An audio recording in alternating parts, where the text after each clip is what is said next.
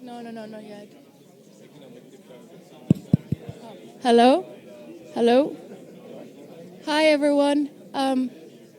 Hello? Can we please start? Thank you. Hi, everyone. Welcome to today's event. My name is Victoria Dendrino. I'm a reporter for the Wall Street Journal here. I'll be the chair of the event. Our topic today is Brexit and trade and what the EU and WTO rules imply. Judging by the number of you, not just sitting, but also standing, I can tell there's great interest in this topic. It couldn't be more timely. The UK government is expected to trigger Article 50 next month, essentially starting a countdown till Brexit. So there's tons of questions that still remain unanswered. Chiefly, what will the relationship between the EU and the UK be? And obviously trade plays a massive part of this. It seems increasingly unlikely that there will be a customs union relationship, which means that there is uncharted territory for the WTO too. So we have several experts with us who are going to discuss the technical aspects of this. This also comes against a backdrop of, rising protectionism and growing economic nationalism, both in Europe but across the pond. So while that may not affect the discussions directly, it definitely sets the tone and the context and makes this even more interesting. And it's clear that whatever happens will not just have implications for the UK and the EU, but maybe the global trading system more broadly. So with that, I'm going to leave you to our experts. Just very briefly to tell you who we have here today. We have Andres Sapir from Bruegel, who you all know. We have Petros Mavroidis from Columbia University, Jan Wouters from the University of Leuven, and Hosuke Makiyama from the European Center for International Political Economy. Andre, would you start? Thank you. Thank you, Victoria. So indeed, nice to see so many people. I suppose you've mostly come to listen to my legal colleagues, and that's as it should be, because most of this is going to be a legal discussion. What I wanted to do is to provide. No, I have a problem with this. Okay.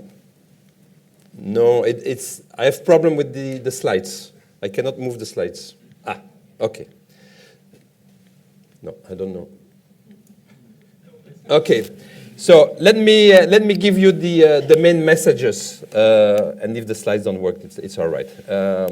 So it seems to me that under almost any scenario that we can imagine, the UK will be leaving the customs union with the EU. If you look at the whole range of possible arrangement post-Brexit, none of them basically, except for the EU-Turkey, is a customs union. And as we know, the EU-Turkey customs union is only even a partial customs union. So I think we can take it as a starting point that the UK is leaving the customs union. And that indeed is bringing a number of challenges that we have not heard before, neither inside the EU nor inside the WTO. And that's why the discussion today is not just an issue of EU-UK in a bilateral sense, but it's a EU-UK in this global context. Next point is what comes next. Well, what is likely to come next is some kind of a free trade arrangement, even if there is more. Even if there is some access to the single market. From a trade perspective, this is going to be a free trade area. It means if there is free trade between the two of us, the UK and the EU are each going to have their own external trade arrangement. And then comes the question, how will be the trade between the two parties? No customs union, but what kind of customs arrangement can there be? Now, as you know, when you're in a free trade area, the different partners need to have rules of origin for trade vis-à-vis third countries. Now, rules of origin means some customs difficulty, right? Some customs administration that slows the process of trade. So, is there a solution to that? Well, I would say, yes, there are potential solutions. One solution, or at least an element of a solution, would be for the UK to adopt, upon exit, the EU external trade schedule, the same schedule, that the UK leaves the EU customs union, but nonetheless keeps the same trade schedule, the same tariffs as the EU has. In services, no, in manufacturing and in agriculture. Whether that's realistic or not, that's a question. Probably in manufacturing, yes, maybe in agriculture, less so. But in addition, if we really wanted not to have rules of origin between the two of us, the UK would need to have the same rules of origin as we have. So not only they would need to have the same tariff quotas for agriculture, but they would need also to have the same rules of origin. So it's a fairly demanding element, but I think it's feasible. Now, if the UK doesn't do that, either they have their own rules of origin or they have their own tariff schedule, or at least for some products, like agricultural products, they have their own tariff quotas, then there needs to be some element of a border management. Now, in today's world, I think there are many ways this can be done electronically, but nonetheless, as we know, this will slow a little bit the flow of trade. So I think the real question is now how the rules of the EU and the rules of the WTO need to be taken into account for this relationship between the two partners. So let me give the floor to Petros, who will discuss the WTO part, at least. Okay. So do you have the... You have your... No, for the slides. Okay, so... Okay. So, bedankt voor de uitnodiging, Andre. Thanks much for the invite. It's always great to come back to Brussels. There are so many people. I owe lots of things here too, from Klaus-Dieter Ellermann, who made the effort to come, to Jean-Victor Louis, who was my professor, to my friends, Mislav Karl over there. It's a huge pleasure to be here. And Andre asked me to speak about something totally mundane, which is how the procedures, how does it work once we assume Brexit? And this doesn't work, though. Everything works. Okay, fine. So my argument is this. I mean, in principle, you can imagine two negotiations, and I don't know, there is nothing like about a sequence, one between the EU and the UK, and which will affect, or can affect, and one between the second negotiation, which is between the UK and the WTO. It's unclear if there's a sequence between the two, whether there should be a sequence between the two processes, and what I will try to explain is we should not overestimate the bite of law here, because you can design pragmatic solutions. The WTO is flexible enough to take care of the problem, especially since we deal with a case where there is uncharted territory, because nobody thought of customs unions breakup when the WTO was designed, the GATT was designed back in the 40s. The idea was the exact opposite, actually. So, this doesn't work, Andre? Huh? Okay. So I have to say I have a working hypothesis. I assume the European Union does not need another negotiation. Now, the only way, in my view, for EU to avoid the negotiation is to reproduce as such the existing schedule. So the EU 28, they haven't ratified. They are back to EU 25 so far. But I think they should certify first the EU 28 and then make it EU 27 without touching one iota of the schedule.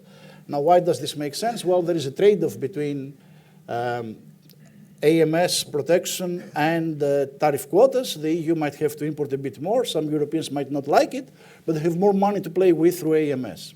And this way, the EU can stay on the background and let the UK do the negotiation with the WTO. I mean, if this working hypothesis, if this is realistic, it doesn't affect at all. This is a facilitating condition. I mean, what I say from now on applies to the EU in case EU wants to touch something.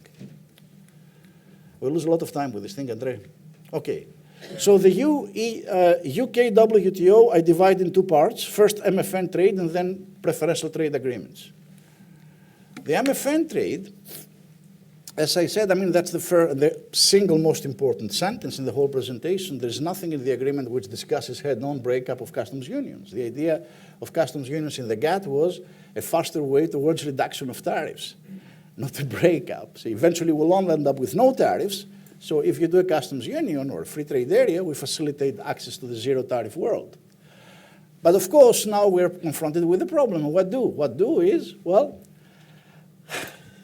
how can we come back to the situation? We have to construct the UK MFN rate. And what is the UK MFN rate as we 2017? Well, UK will have to deposit a new schedule.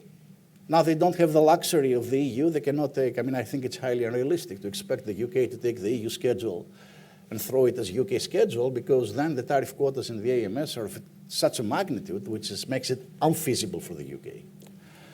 Now, there is this. So they have to do some adjustments. Then there is the procedure. The procedure is, again, it's unclear, but I think one thing they can use is the 1980 procedure. This is what I've been advocating, at least in the WTO, because this is the one procedure that has been used liberally for a number of areas where it's not, it has not been thought of as the proper vehicle, tarification and so on and so forth. Now, what does 1980 mean? This goes by itself now. What's going on, Andrea?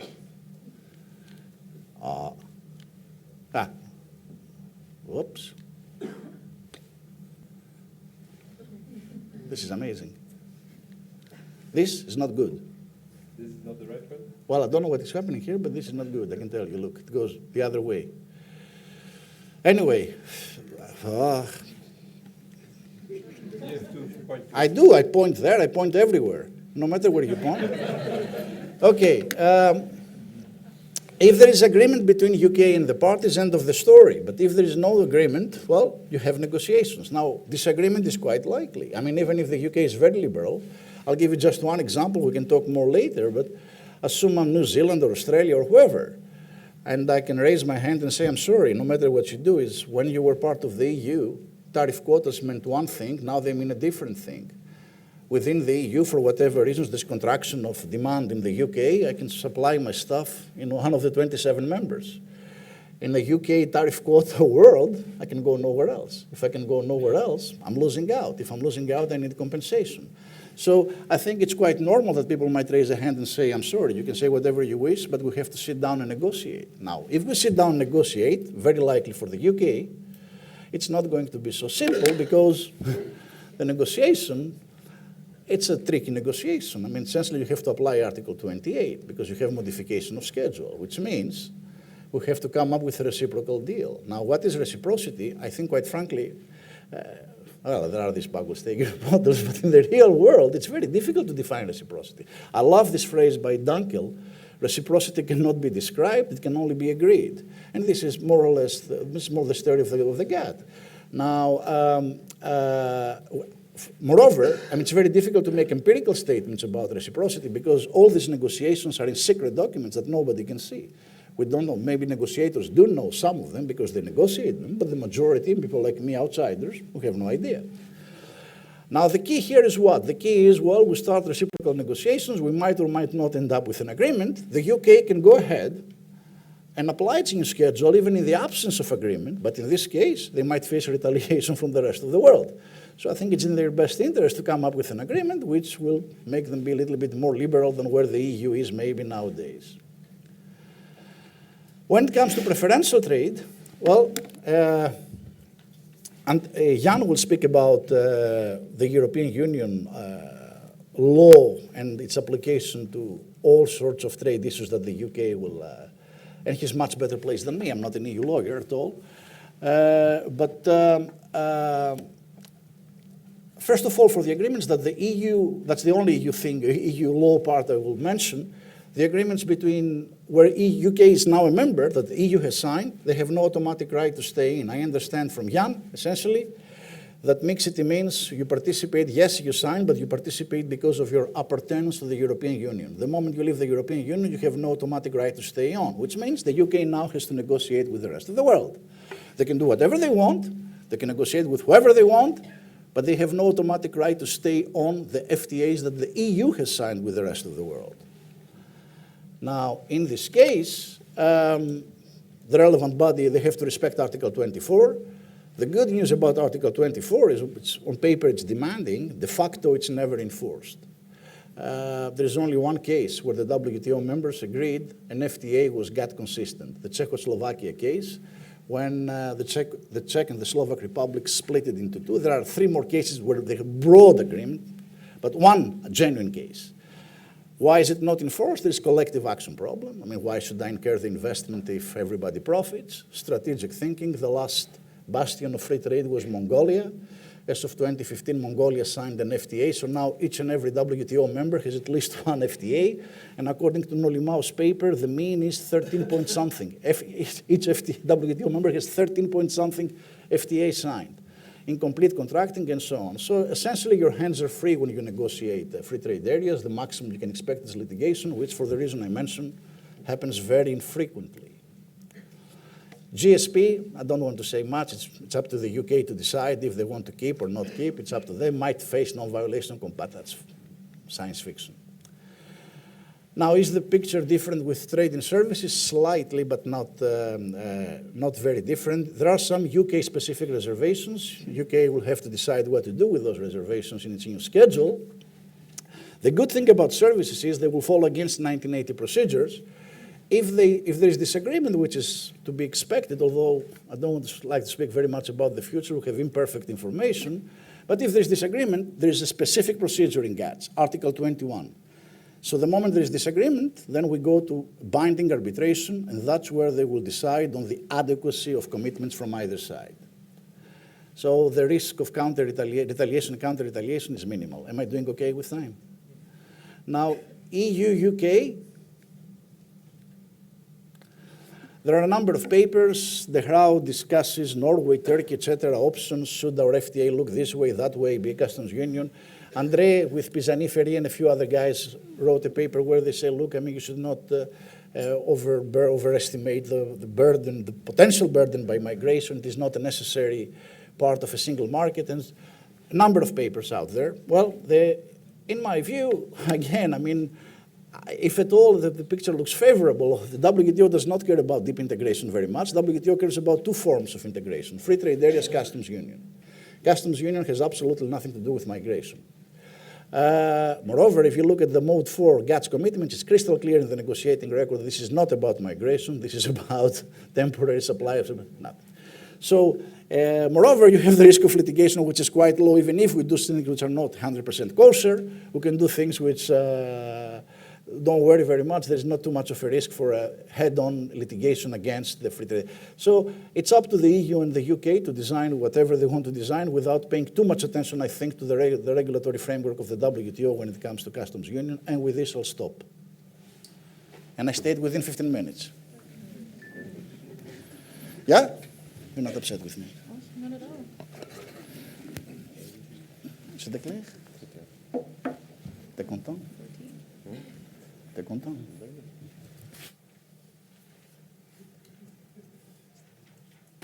There we are. I decided not to use this, but just give a sign. I have three theses I would like to share with you from an EU law point of view. And of course, theses are there to provoke the discussion and so on, and we can revisit them. First of all, Article 50 is not about trade. It's about the divorce. Secondly, the divorce deal will have to come first, and only then the EU-UK FTA can come. Thirdly, as long as the United Kingdom is a member state, it cannot negotiate trade agreements with third countries, but you see what I put between brackets, soyons pragmatiques. So let's elaborate on that.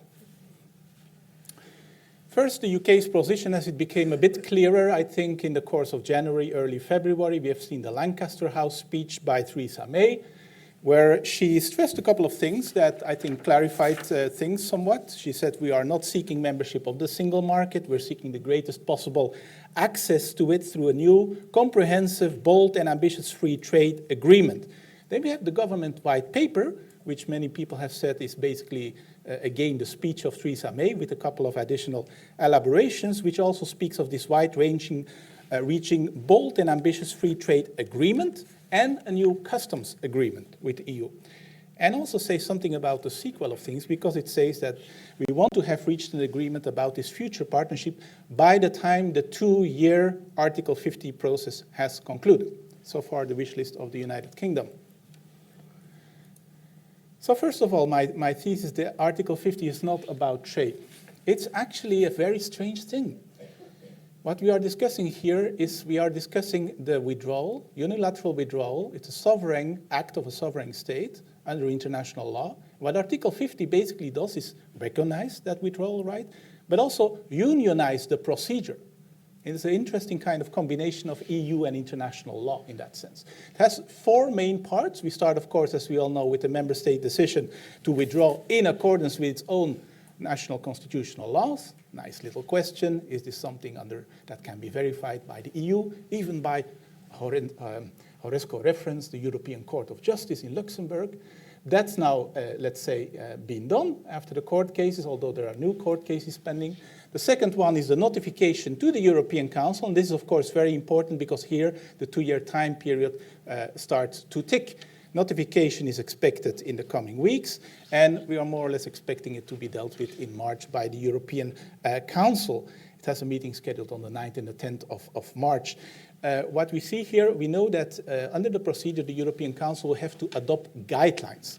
Very interestingly, on the 15th of December, there's been an informal summit of the 27 that has more or less set out those procedural arrangements, indicating that the European Council guidelines will provide the overall framework, also indicating that the European Council remains seized and will continue to follow this up very, very closely. Footnote, consensus requirement, so there is some potential for a blockade here, which I'm sure Monsieur Barnier will try to avoid. But then the clock is ticking and we will have the negotiation of the withdrawal agreement. There's a lot to be said about the procedure that is applicable here.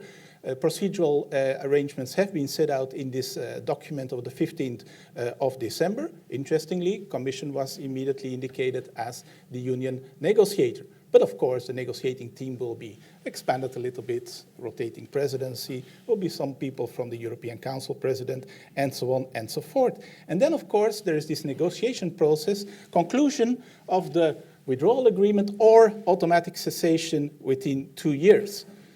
Roadblocks, yes, plenty of them. Consent requirement of the European Parliament, question whether this is an EU-only agreement or will be seen as a mixed agreement. Remember the CETA saga. And then, of course, will somebody make it and refer it for an opinion to the European Court of Justice? Interesting point. The Article 50 says the treaty shall cease to apply.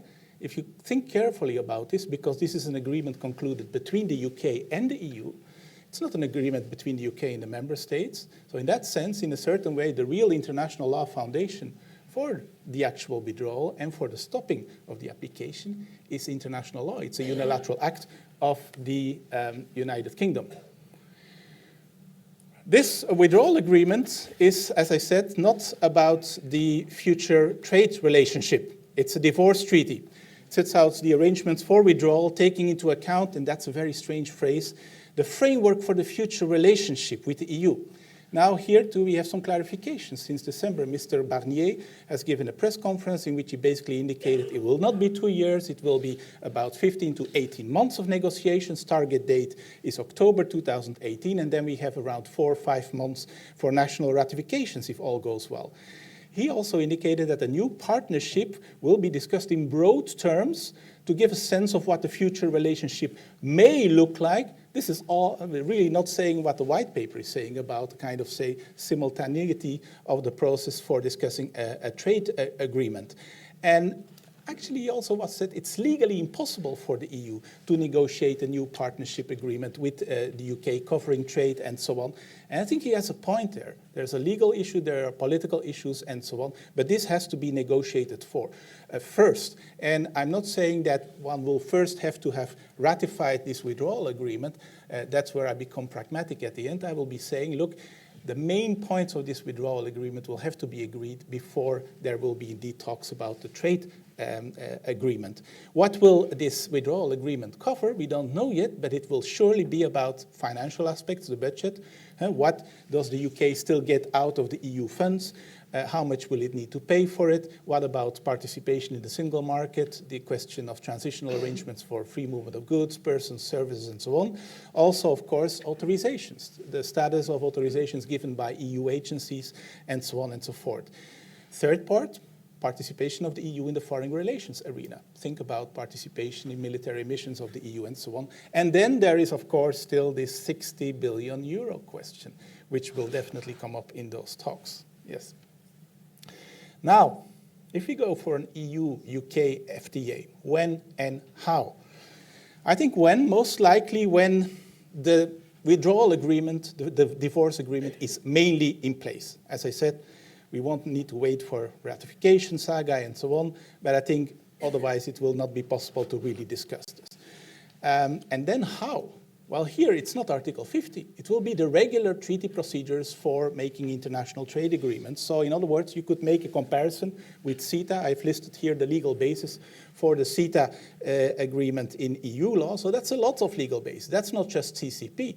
There will definitely be elements of mixity in this whole question. Remember also the Singapore opinion that is currently pending before the European Court.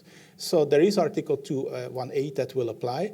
And there is, of course, the looming shadow of the CETA saga of last autumn. Will 38 parliaments become involved? Big question. And even provisional application may be cumbersome, as you know. Remember CETA, this was just about signature and provisional application. It was not yet about ratification. Time limit. The 2-year time period, let's say, in the white paper is highly optimistic because if you look at CETA, 7 years, EU-Korea, 4 years. The Commission usually takes 3 to 4 years for negotiating a new, say, trade agreement. Last but not least, what can the UK do as long as is it a member of the European Union? Well, here I refer to an interesting op-ed written in the Telegraph on the 18th of October, who basically told we can do everything, we can start doing great trade deals before we leave the European Union. Problem, common commercial policy is an exclusive competence. You are not allowed to do anything. There is also the principle of sincere cooperation. And there is, if you look at it more closely, a big risk of all kinds of conflicts of interest involved. When the UK knows of ongoing negotiations, EU positions, and then it starts its own kind of parallel negotiations with a particular third country, this will, of course, give rise to very, very delicate situations. The UK Chancellor, Philip Hammond, has been much more, say, vocal on strictly respecting EU membership obligations of the UK, and I think he gave a tweet on this is very popular nowadays, as you know. He gave a tweet on the 31st of January, I think chronologically just before Theresa May met with the US president, in which he basically highlighted that the UK wants to strengthen trade ties, but is very mindful of their obligations under the treaty and will follow them precisely. At an earlier occasion in July, having gone to China, the Chancellor had basically said, we cannot do much more than informal explorations. Soyons pragmatic. My vision here is that in some way or the other, we will have to find a kind of accommodation.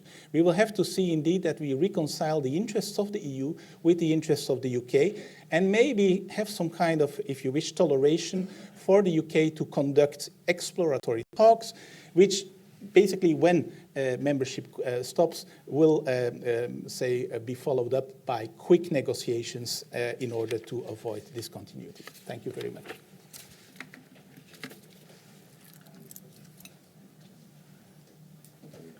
Yes. Thank you.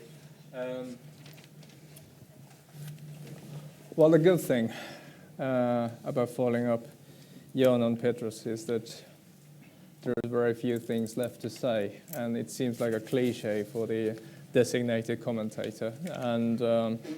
But the good thing is that I actually appear for once a little bit moderate and balanced. I'm going to try to make my views on the given presentations, but I want to be very, very clear that actually the China's WTO ambassador once called me a second-rate lawyer. And I believe that actually at least 2 European commissioners called me a third-rate economist. So please bear in mind that take this with a pinch of salt. But I will mostly comment because there have been very legal presentations. And before I start, I'd like to point out something that we don't take as much for granted nowadays. But EU law is not like any other law. It's a very dynamic form of law in the similar school of, let's say, international treaty law. And I'd like to say that in this context, as very often in the past, when you reach the point of high politics, laws cease to matter. Lawyers don't matter anymore. Basically, laws are what the political objectives designate us to act. So from the laughter, I can hear that there are quite a few lawyers in here, but this is this is the intergovernmental and the treaty form of EU nature. And I notice this very often when I teach young lawyers, that there has been quite a shift in the past 15, 20 years. When I got my degree 20 years ago, certainly it was a school of international treaty law. Now, I believe that it is now very much taught in the school of constitutional law. And so we've lost a part of the dynamic element of EU law. And I like to maintain that, actually, that much of the legal analysis that we have done and I've read doesn't really matter anymore. This is the true nature of actually the inter-European diplomacy. But having said that, there are certain things that do matter. And let me highlight a few points. Let's start with the EU-UK, the divorce settlement. And I do absolutely agree with the comments that this is very much a divorce settlement, amicable divorce if you like, but it's still a divorce. Which means that there are actually summer houses and there are going to be a few bank accounts that is at stake. And there's something that is very different from this trade negotiation of Article 50 and the future relationship with the EU-UK, where I would actually agree, where I would actually say that the previous experience of trade negotiations like TTIP, CETA, doesn't actually matter. Let me explain to you why. Because this divorce settlement is going to be built on the dynamics of status quo. And actually, a lot of European politics now is about trying to maintain status quo to the extent it is possible. Status quo in a trade negotiation, let's say CETA, is no agreement. Status quo in Brexit is actually an agreement. It is an interest of the both parties to try to replicate the current legal basis to the furthest extent possible in the most pragmatic manner. So, which in a sense, when people talk about deadlines, anyone who negotiates an agreement of any kind will tell you that there is no such thing as artificial deadlines in a negotiation as long as both parties wants to have an outcome. And with 60 billion euros on the table, there will be an active interest, at least from the perspective of Europe, to actually have an agreement. We should not actually forget about it. From my perspective, and if I'm a second and third-rate economist, I think I'm a first-class political cynical with honors. And the only deadline I can see is elections.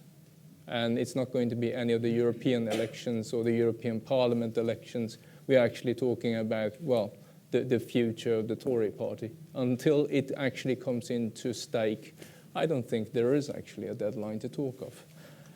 And continue on that route. I'll just see the points that I wrote down here. The withdrawal agreement that Jan points to is, in the end, I mean, it can be a legal act of the size of the Article 50 proclamation in the UK. It can't be one paragraph, but certainly it doesn't necessarily need to be the final defined relationship or what the divorce settlement is going to be. I believe that it is very possible that you have a number of transitional agreements and therefore you can meet the deadline. You don't need to meet the deadline and you don't actually have to define what the state is at the point of deadline. This is the true nature of what I talked before. Politics will trump law. Legals will need clarity. The political leadership will not. This is the big difference between the EU of the past and the current generation of EU lawyers, if you like. And this is sort of the return to the old mode of how we used to do the agreements in the past. And therefore, if I look at the scenario of hard Brexit, I think it will only happen if UK, or actually the hardcore backbenchers of Brexiteers actually want it and they seize power. This is the only scenario where I will actually see a hard Brexit happening. And, well, it's a kind of an Emperor Nero kind of strategy, let it burn. And the political objective is so valuable that actually the economic consequences is almost irrelevant. Trump comes to mind, but never mind. So, Andre, you pointed at two possible outcomes. CU and FTA, and you actually write off the CU as a potential outcome. I won't be so quick. Let me explain to you why. One, I have the unfortunate background of actually being a member state representative on trade.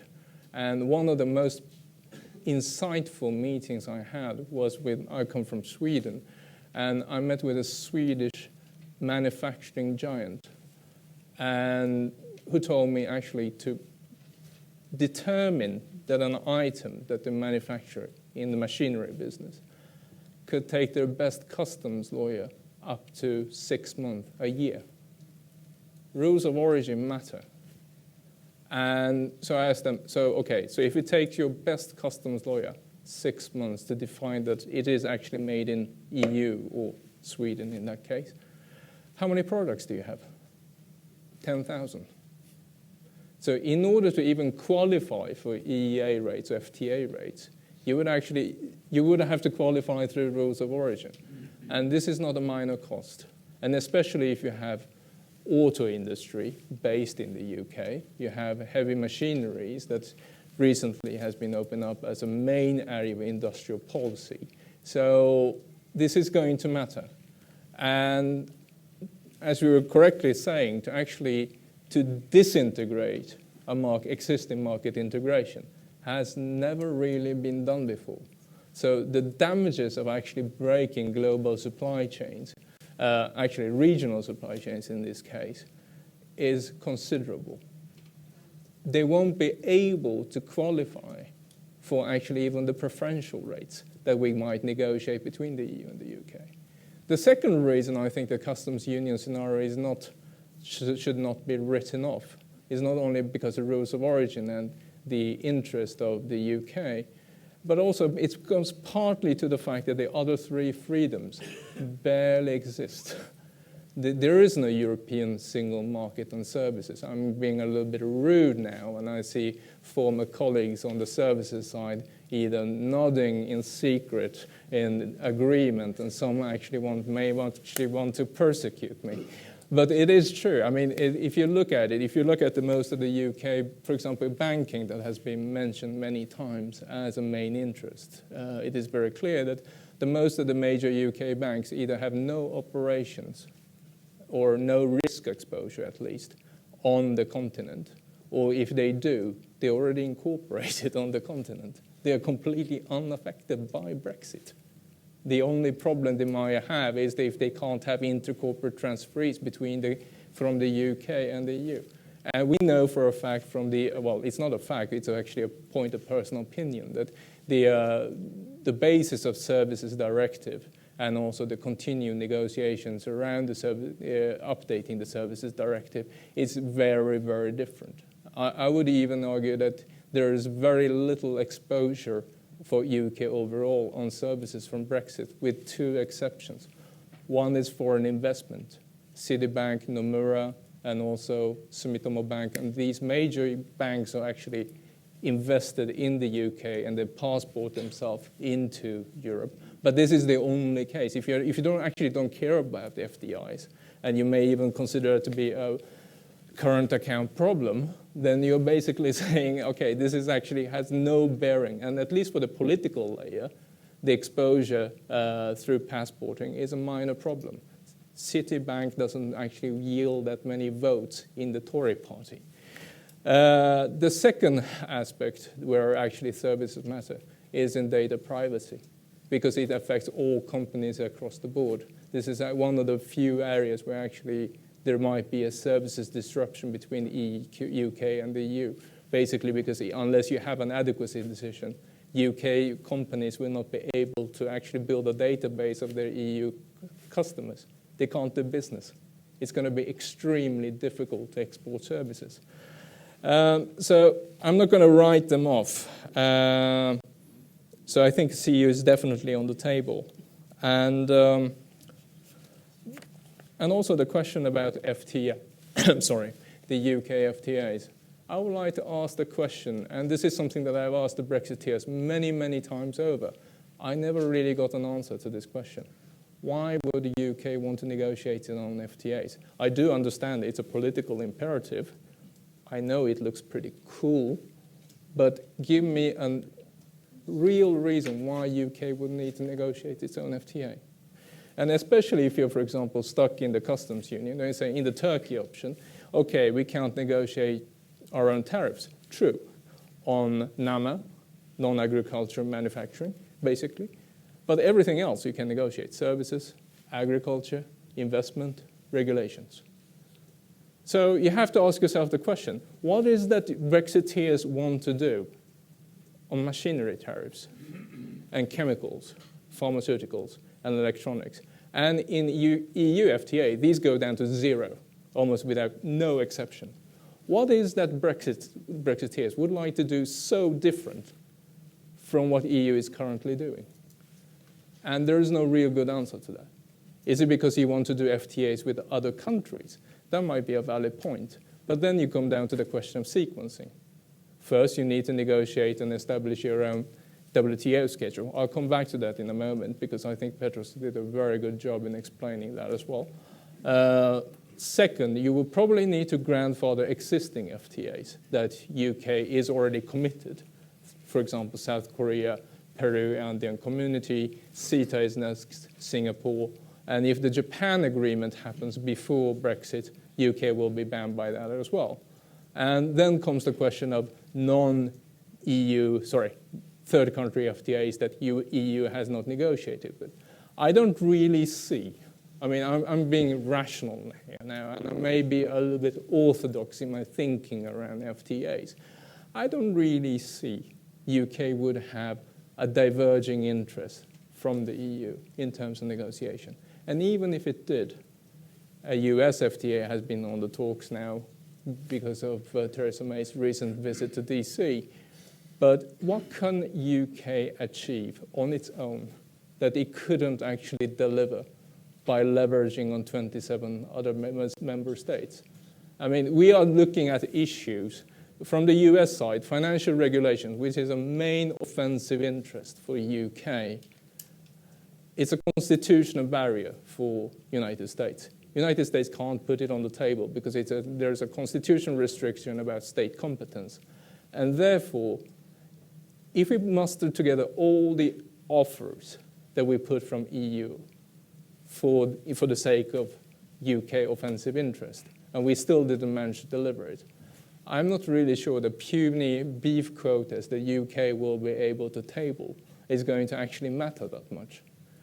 And so, having said that, the normal orthodoxy in trade negotiation is that you start small. You start with the smaller bids. For example, countries like Chile, New Zealand, South Korea are usually the countries, Singapore as well. These are the countries you start with. Then you leverage where you up to the higher. You negotiate with Japan before you negotiate with China.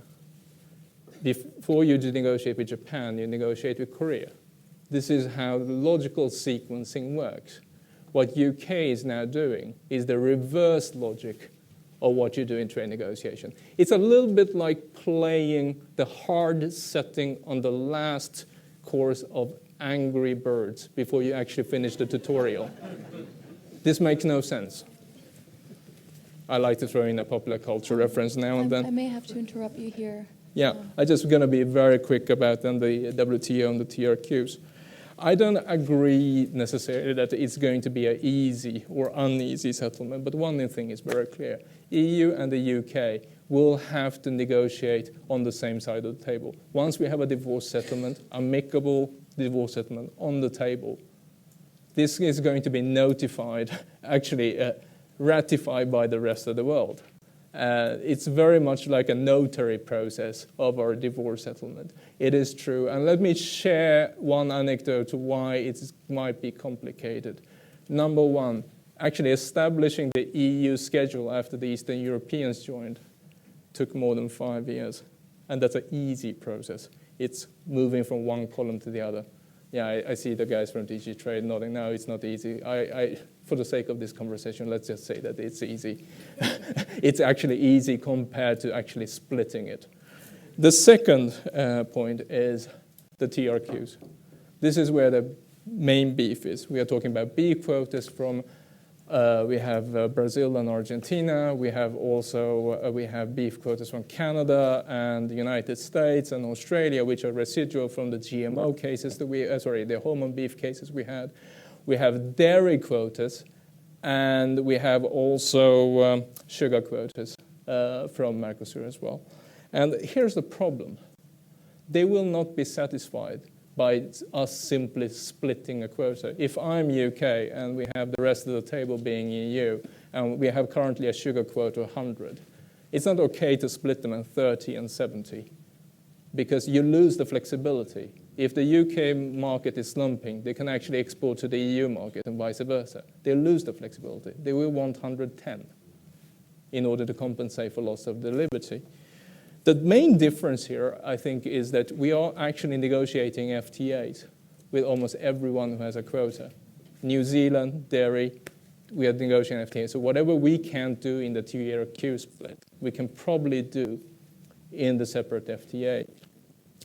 The only exception that I can think of is the American quotas, how that will be settled on beef. And Obama administration, of course, actually filed a new case on hormone beef. So I'll end on that point. And final conclusion of this, I think, is that we are not necessarily always talking about Brexit. It's not about leaving per se. We're actually talking about a bigger sphere of questions. In the past, we had one process, joining the EU, association agreement. Everything is veered towards actually a meteorite crashing into Earth. Now we are in a situation, actually, UK, a number of countries, I would even argue almost every one of the ones in the association agreement, want to actually circle the Earth EU without being a part or consumed by it. And we need to define what that relationship is. And that's going to be an extremely hard thing to do politically. Thank you.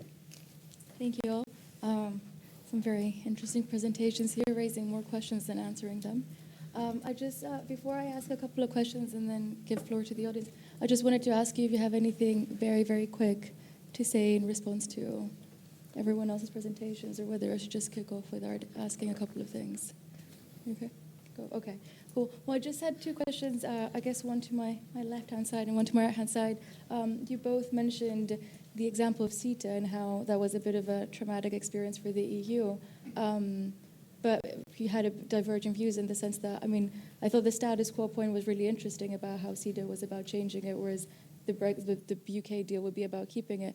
But still, it's just my question is still like, you know, given the Singapore, okay, we have the Advocate General opinion, we don't have the final opinion, but given where this is going, it seems that it would be highly unlikely a deal with the UK wouldn't be a mixed agreement. And I just wanted to ask you, to what extent do you think that maybe smaller players in the EU could use that, you know, the parliamentary power to leverage things and draw this process out and create more complications that we could anticipate? And then just on tariff rate quotas, am I right to identify this as one of the key, if not the key problem in the WTO negotiations and the whole schedule situation? And how likely do you think the possibility of, not quite an accident, but, you know, the possibility of a country coming up and blocking this and dragging on the situation as much as possible, how likely do you think that would be? I don't know, who wants to start? If on CETA or tariff rate quotas? Let me say a word on the tariff rate quota. I want to insist on the proposal that Petros made, because maybe it got lost in the other stuff. And I think it's I mean, we have been discussing this. I think it's a very, very important proposal. Now, whether it's feasible, and in particular on the tariff rate quota, is a different matter. So what he's saying is that the EU 27 should adopt the EU 28 tariff schedule. Okay? And where that matters is not obviously for non-agricultural products, because there is no change. it's really about the agricultural products, and in particular, the tariff rate quota, but there is also the support issue. So there is saying, okay, if at the moment, you know, the example of the 70 and the 30, Petros's example is, okay, at the moment we have a tariff rate quota of 100 units for the 28. The EU 27 adopts the 100, and then let the UK deal with its own tariff rate quota. And in a sense, that takes the EU away from the negotiation. Okay? Now, whether that's feasible or not, that's a separate matter. And I think there one really has to, feasible from a political viewpoint, right? One has to look product by product, the sugar, the beef, the different product, and see, you know, is that possible? That's obviously the cleanest way of doing it. I think it's a great proposal, because instead of having both the EU and the UK having to negotiate at the WTO, the EU is out of this negotiation. Leave it entirely to the UK. But the price is that the EU has to adopt the full 100. But they have AMS to play. I mean, so there's a trade-off. The reason why I made this point is that it's twofold. First, there's a trade-off. Yes, you import more, which is not necessarily bad. You and I were free traders.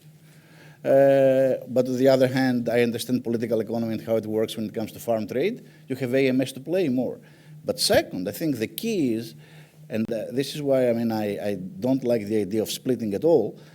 Even if you split in the most kosher manner, you find the most acceptable split.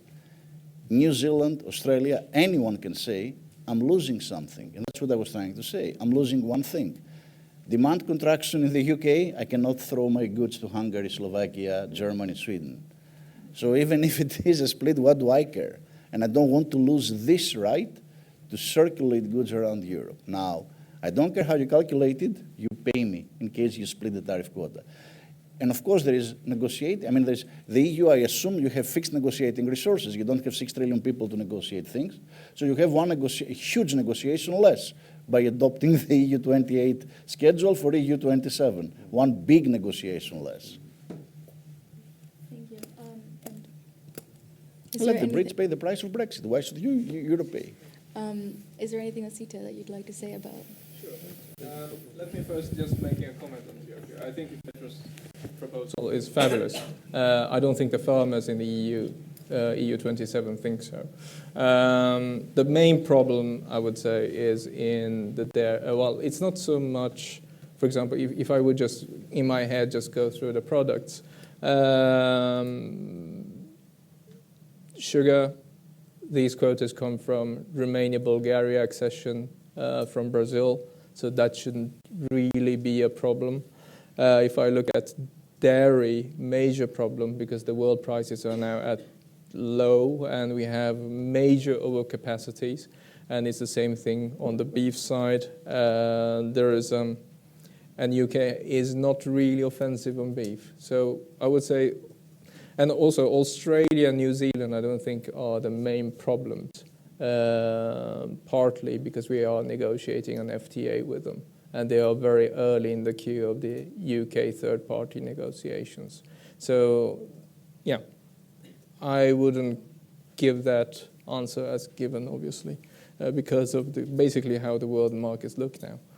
On the CETA question, I would say that CETA is probably a very, not a very bad, but it's not the most appropriate template for what the future relationship between the UK and the EU should look like.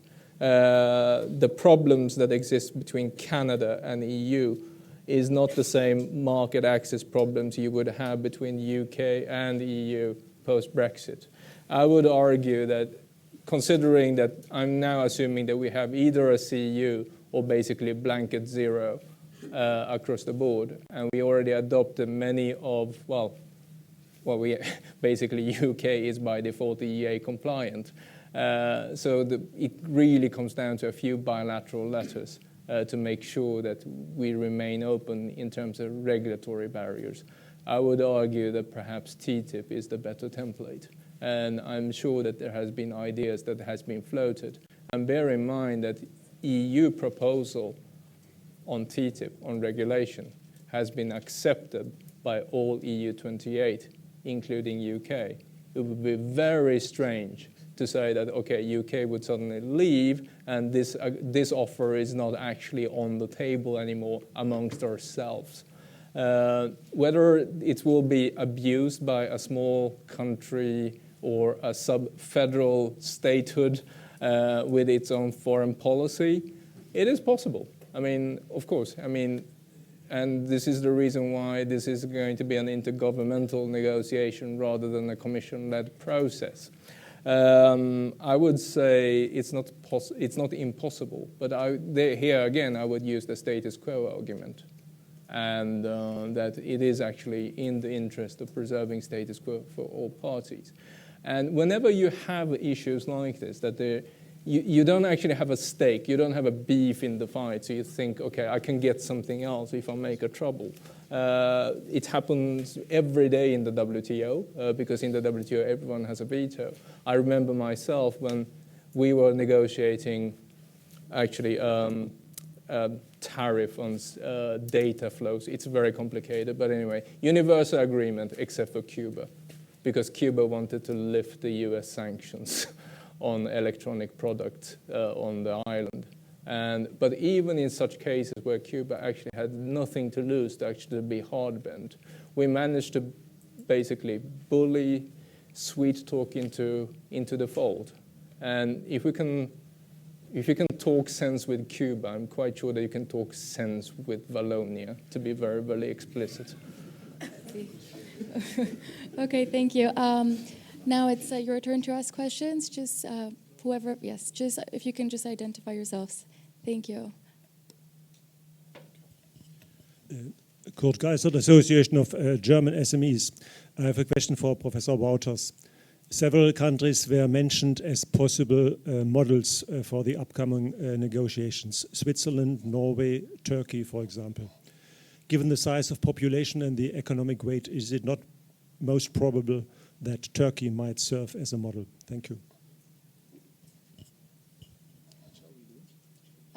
I'd say maybe take one more and then we can answer. Yes, over here at the front. Glyn Ford from Pollent. As a former member of the European Parliament, I take a view that in the end it will be the politics rather than the law that is going to determine the outcome. On that basis, the discussions at the moment in Berlin and London are moving along the lines of a possible kind of using the Ukraine Association Agreement as a model for the UK. How would that fit into your, if you want, your own discussions as a possible outcome, and what will be the problems and what will be the opportunities? Okay, thank you. Maybe let's start with the Turkey question. Okay. I'm not sure why the Turkey question was addressed to me. Because I already answered it. I mean, it's clear that they don't want any of those models, and that they have this. I mean, they discarded that. They don't want to have the EEA. They don't want to have the Norway, the Switzerland Plus, and what have you. So I mean, I guess also the Turkey model will not maybe fly.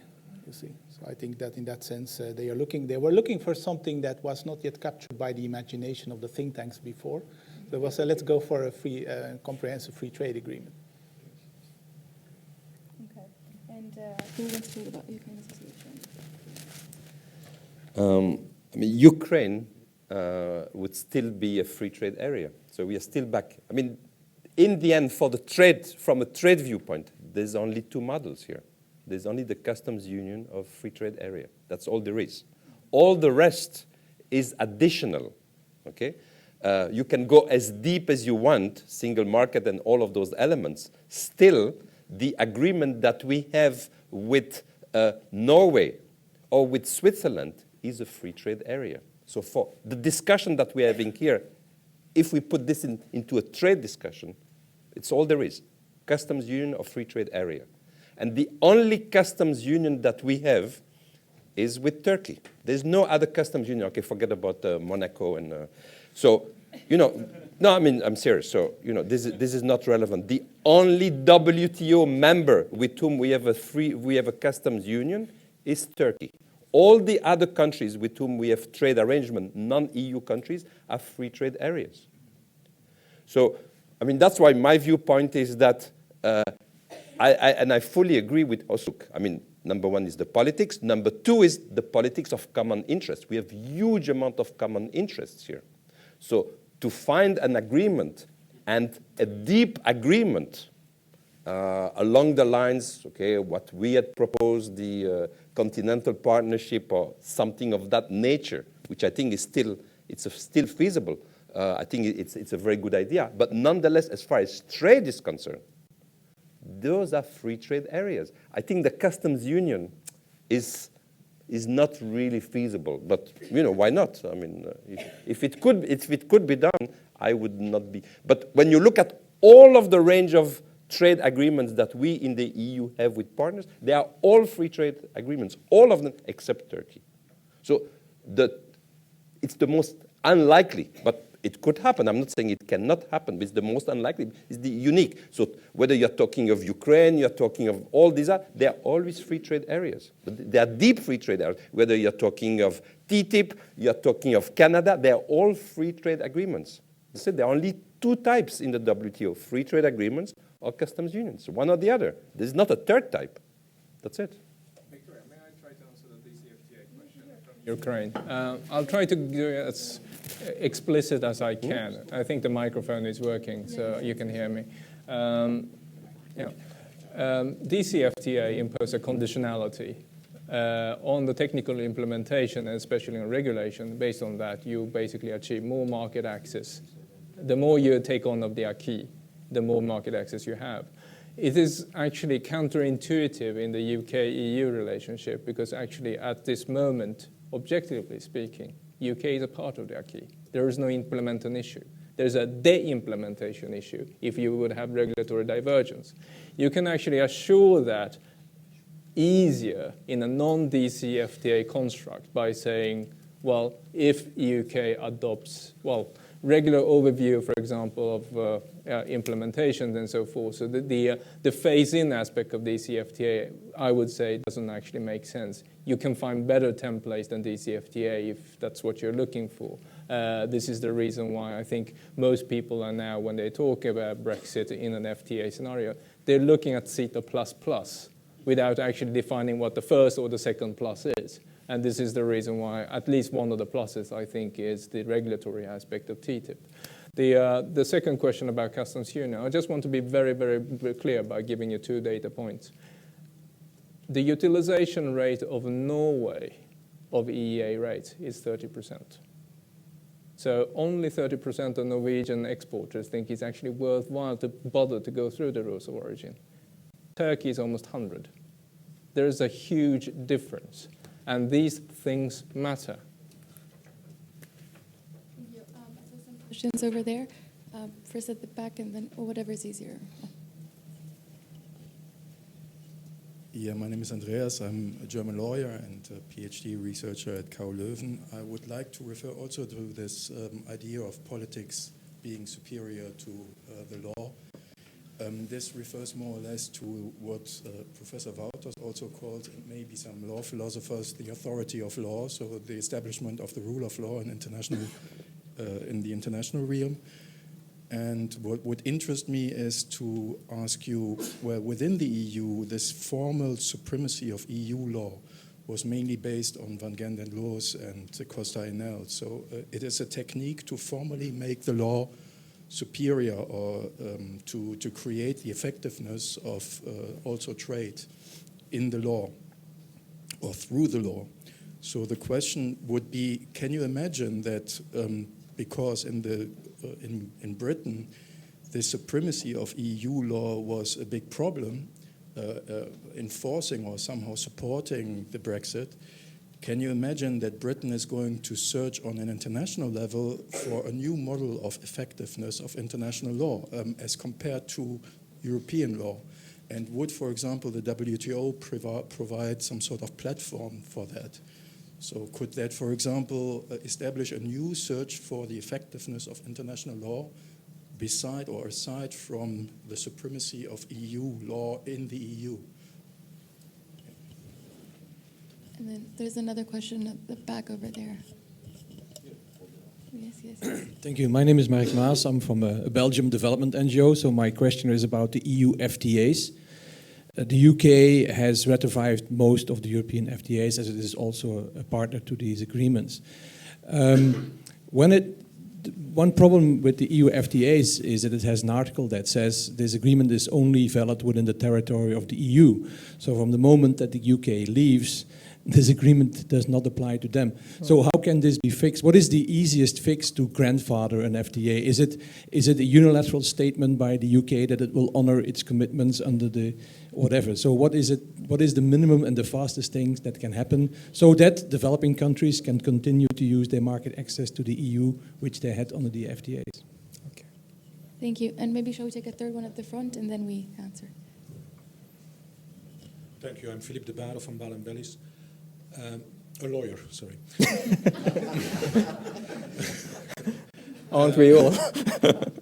I have a question for Petros, and excuse me if it's very technical, but I understood there's a difference in the way the goods schedules and the service schedules of the EU will have to be treated.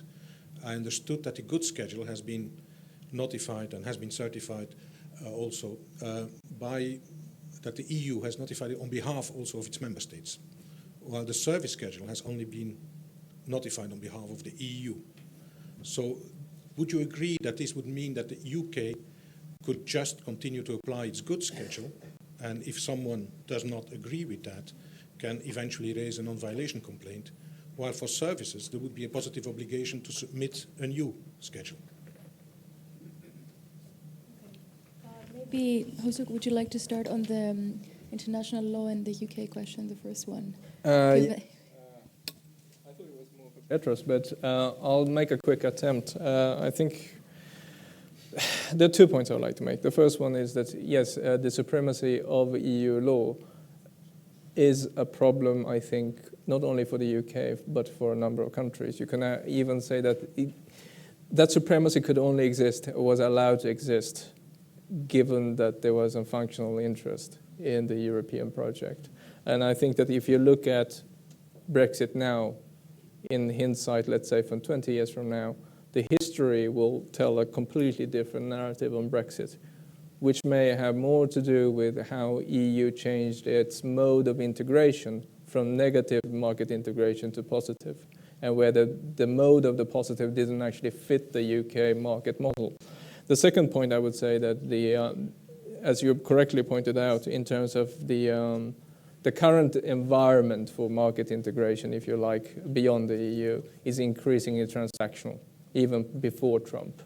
And therefore, you would even say that actually the model that the UK is employing is, if it wasn't for the fact that they were so dependent on the EU market, UK is better prepared for transactional economic diplomacy than the EU template-based model.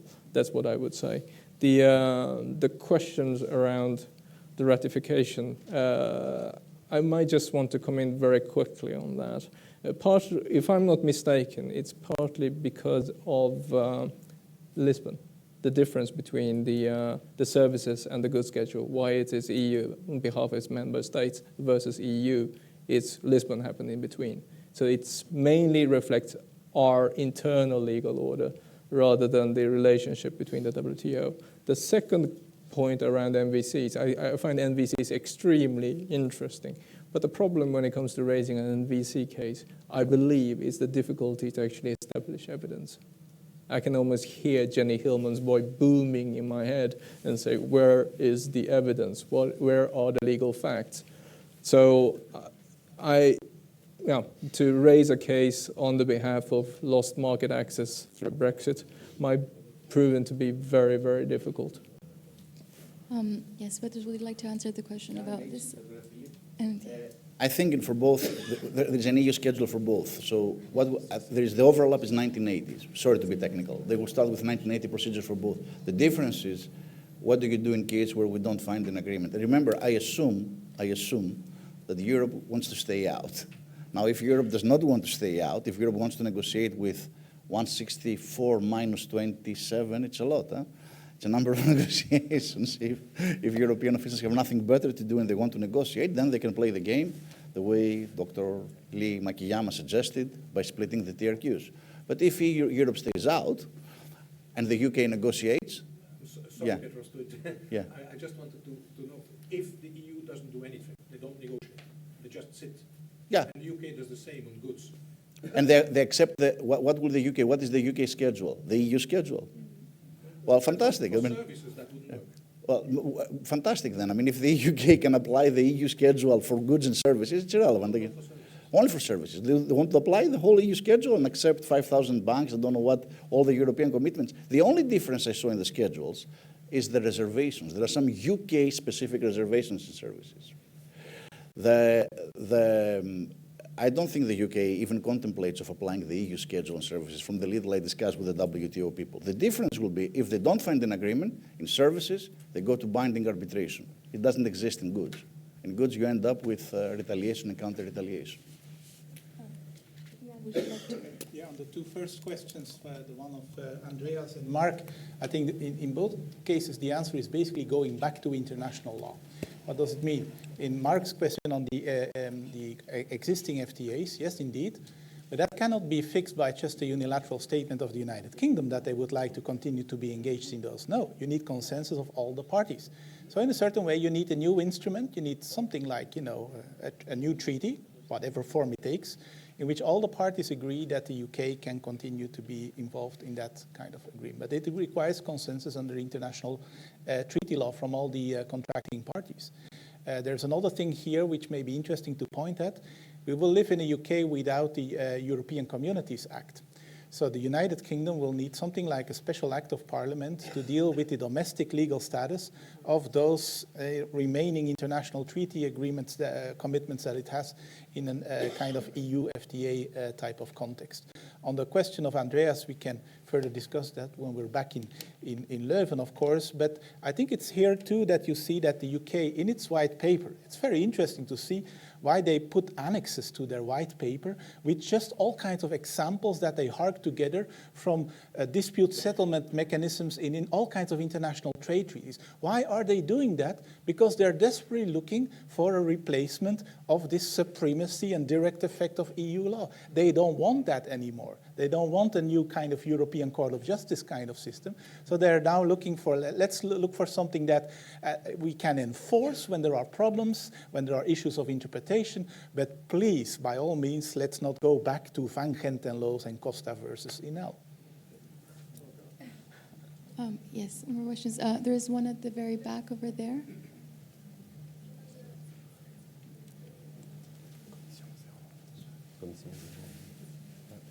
Sorry? It's just at the very back, the lady over there. Hello, my name is Christine Hattin. Just a question to the panel. The UK has also decided on the defense side to stay in NATO, to stay in ally with the EU. My question is about the industries that are directly affected by the Brexit. I work in chemical pharmaceuticals, biologics. SECA was part of a steel defense industry. So can you explain your point of view on what happened, or do you see that strategic industries may be less affected? Thank you. There's another question up here. I don't know if it's... And then we'll do the two on that side.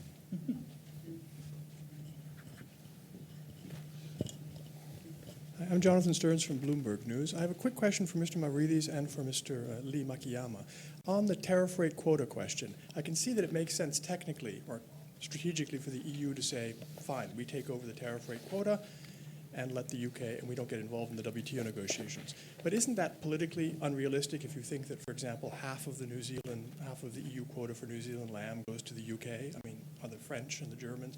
And secondly, from a strategic point of view, isn't it better to have, if you think of the UK as your adversary in this respect, to have the UK have to deal with the fact that New Zealand may not be happy with a split, whatever it is, 50-50, so that in fact there's a strategic advantage for the EU not to get a split. First question on that. And for Mr. Lee Makiyama, you made the point at the opening of your discussion or remarks that high politics matter, and when you reach the state of high politics, the law ceases to matter. You then went on to talk about how important the rules of origin are, which is about as technical a thing as you can get in trade. So what does matter? Do technical things like the rule of law matter, or is high politics going to define the end result of that? Okay, so we'll just answer these and then take the questions on the side over there. Yes, I have some time still. Right, who would like to answer the question on defense and the industry? Okay, you go first and then also answer. Or is there anyone, one of the gentlemen? Okay, you take the fifth on that one. Well, I would say like this. Defense is a very peculiar sector. Yeah, I would even argue that it's not even an economic sector in itself. I think the Lancaster House Lancaster House speech, the locus of that speech was very carefully chosen. That's where the strategic cooperation between UK and France was signed. We are now living in a symbiosis where actually UK and France cannot actually deploy any soldiers outside, well, not even outside of its barracks, unless both parties cooperate. There's a deep-going integration of chain of command and resources, basically a lend-lease program between UK and France that was signed in Lancaster House. This, of course, goes to the strategic cooperation on the industrial side as well. So this goes above the pay grade of whatever EU discussions we will have. This might even go higher up than NATO. That's the first point. On the chemical side, I would say this is one of the questions where UK will face a dilemma. Do you want to maintain market access to the single market, or do you actually want to get out of reach, which is the chemical industry see as basically a straitjacket and a bullet in the head? And there is not a single chemical company in the world who has not raised market access complaints against REACH. I'm not saying it's a bad regulation. I'm just saying that there are a lot of people out there saying that it's a bad regulation. On the question around, well, I missed the question about grandfathering of the FTAs. I'm pretty sure that the process is already ongoing. It's a minor adjustment, but I would argue that these FTAs that we've signed now with Korea and Peru and Canada are relatively easy to adjust and to be ratified from both sides when they are ready. And on the TRQ question, lamb, as you took as an example, and the New Zealand quotas. New Zealand has quotas on lamb, dairy, and also a few quotas on beef. And on the lamb, it's not a problem because they can't actually exhaust the current quotas. They don't even use 100, using like 80s. I think the utilization rate is somewhere in the mid-80s. And it's simply because, well, most of the lamb actually end up in the Chinese market because we can't pay that kind of prices for New Zealand lamb. On the dairy, there's relatively generous quota, and that's where I pointed out might be minor issues. But I think the major quota problem is not going to be with New Zealand. It's going to be with beef, with countries that we are not negotiating FTAs with. FTAs provide a backdoor, sort of a B option. We may not agree in the TRQs in the WTO, but certainly you can get 110 in the bilateral. That's the kind of deal we can do. Then there was the question that was raised at me about rules of origin. Does it matter? Well, we're talking about two different things here. I mean, when I talk about laws, I'm talking about Article 50. I'm talking about the Catholic kabuki dancing, the rituals of the EU. Whereas when we talk about technical regulation, that's what companies meet at the border. You don't have control of that if you're an exporter. So of course that matters. We are talking about two different sets of rules. I'm talking about when I said, well, the laws doesn't matter. What I'm talking about is the procedure of Article 50 and also Article 24 of the WTO. I'm bound to say that politics will trump that. But basically what you have, if you're an exporter facing a market barrier like rules of origin, you can't bring Theresa May and say, I want to have a voucher, I want to have a waiver for the rules of origin requirements. That's not how it works. Petros, would you like to answer I mean, the response is, my response is, don't take this thing seriously, but my response is, I cannot pretend that I can see how this will play out with 130 something, because there are a number of tariff quotas which affect different WTO members. All I'm saying is this: if the EU adopts the schedule as is, there is zero risk that somebody will request a negotiation with Europe. That's all I'm saying.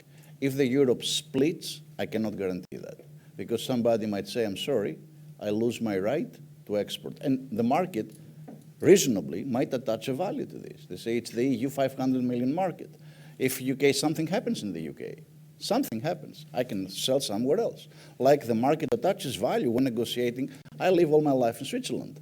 Switzerland negotiates specific duties. They don't want to negotiate, the majority, ad valorem. The market attaches a value to ad valorem duties because they're price sensitive, specific or not.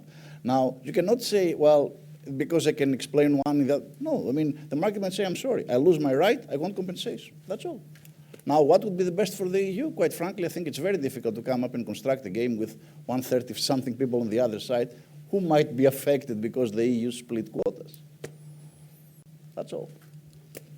Okay, we have time just for a couple more questions. Just to say that Petros has to go very quickly, so if there's one for him. It's my fault now? Everybody said want to go to a collage. I mean, Just saying, I you're can't the only believe one this who's guy. It's rushing out. unbelievable. So if there's any question for him specifically, maybe we should start with that.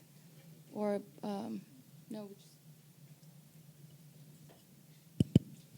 Thank you. I'm Henrique Moraes with the Mission of Brazil to the EU. It's a question to the panel. And I would like to hear your views if this Brexit negotiations at the WTO, I'm expanding a bit the scope of the question, whether these negotiations that will take place at the WTO have any impact on the role of the organization as a global trade governance institution, whether it will bring it back to the central stage or not, whether the WTO will remain as simply a notary to take notes of the agreements. Thank you.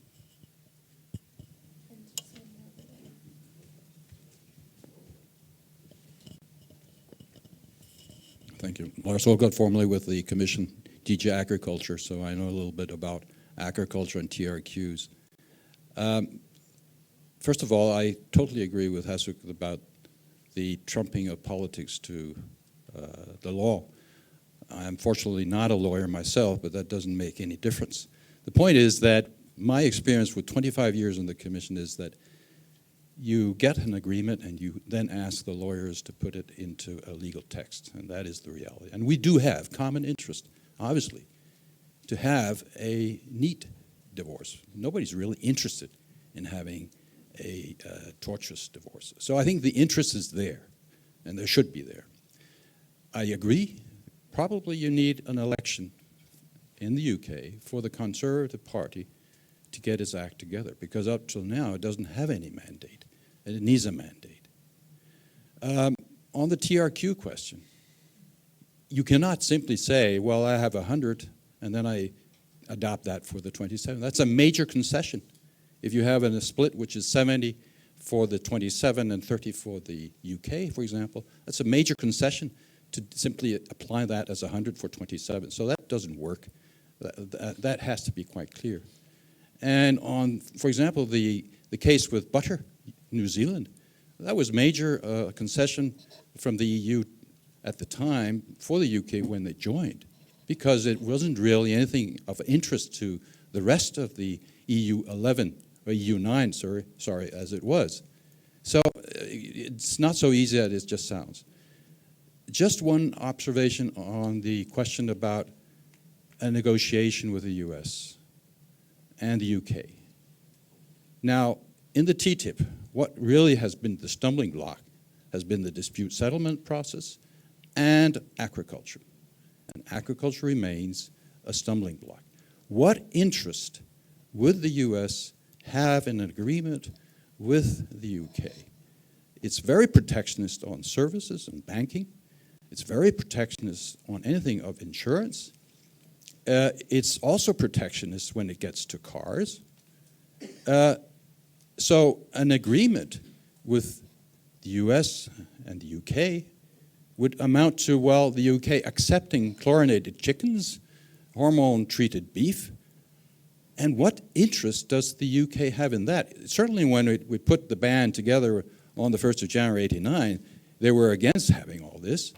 But now, in the meantime, 25 years or more have passed, so I don't see the UK public being interested in making such kind of concessions. So what's in it that they couldn't have achieved to a much better degree in the TTIP? I don't see it.